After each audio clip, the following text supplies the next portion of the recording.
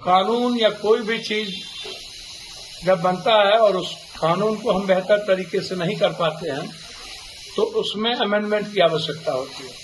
मैं हमेशा कहता हूं, एक तरफ इतनी ज्यादा राजस्व की क्षति है, दूसरी तरफ हमारे राजस्व से दूसरे राज्यों की तरक्की होती है। क्या डीएमसीएच के सुपरिटेंडेंट शराब पार्टी में नहीं थे? फिर डीएमसीएच के सुपरिटेंडेंट अभी तक सस्पेंड क्यों नहीं हुए? क्या रसूखदार लोगों के लिए कोई कानून नहीं है, कोई संविधान नहीं है? पैसे वालों के लिए कोई कानून संविधान नहीं है। मैं चाहता हूं कि इस घटना में अविलंब जांच हो और जो लोग इन्वॉल्व हैं उस पर अविलंब कार्रवाई हो।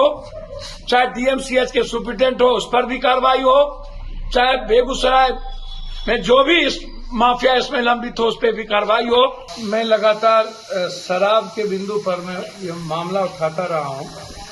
सरकार की नीति, जो मुख्यमंत्री जी की जो सबसे महत्वाकांक्षी निर्णय है, आम आदमी के जीवन को बेहतर बनाने की, जिसमें शराब नीति सही माने में यह बेहतर नीति थी, लेकिन हमने कभी भी बार हमने इस पे मूल्यांकन नहीं हम करते कि क्या स्थिति है, क्या इस पर हम कर सकते हैं या नहीं। कानून या कोई भी चीज जब बनता है और उस कानून को हम बेहतर तरीके से नहीं कर पाते हैं तो उसमें अमेंडमेंट की आवश्यकता होती है। मैं हमेशा कहता हूं, एक तरफ इतनी ज्यादा राजस्व की क्षति है, दूसरी तरफ हमारे राजस्व से दूसरे राज्यों की तरक्की होती है। माफिया, शराब माफिया, नेता पदाधिकारी की माफियाओं की चांदी है, हजारों लाखों लोग जेल में हैं।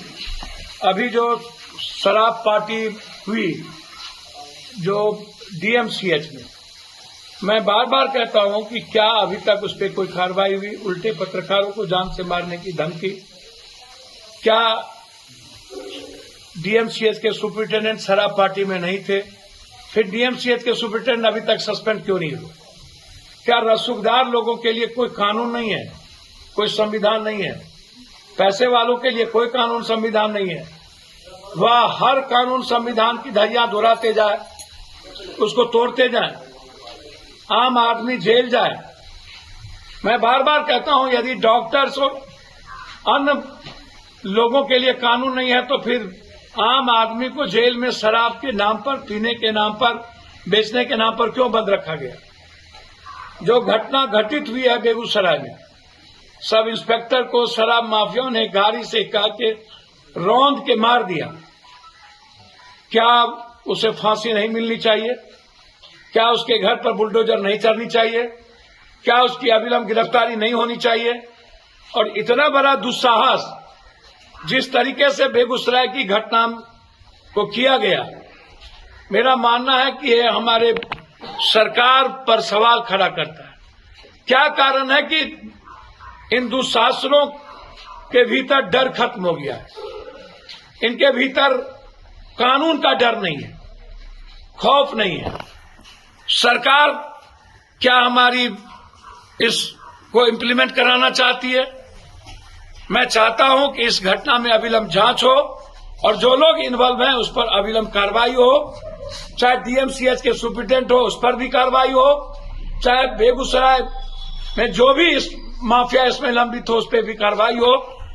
अविलंब एसपीडी ट्रायल करके उसमें सजा दी जाए।